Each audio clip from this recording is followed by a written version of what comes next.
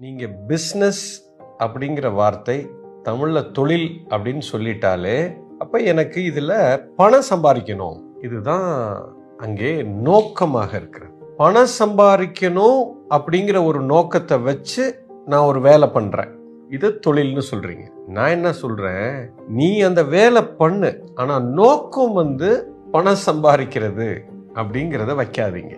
நான் என்ன கொடுக்க போறேனோ அது பயங்கர பெஸ்டா கொடுக்கணும் அப்படிங்கறதான் என்னுடைய நோக்கம். ஆனா அதுக்காக நான் பணம் வேண்டாம்னு சொல்ல போறது இல்ல.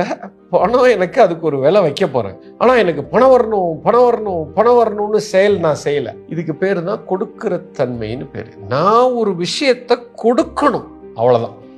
பணம் வரும், கண்டிப்பா வரும். அது பின்னாடி நீங்க போகணும்னு அவசியம் இல்லை. அதை பிரதானமா முன்னாடி வைக்காதீங்க. இது செல்வத்தை ஈர்ப்பதற்கான ஒரு சூத்திரம்.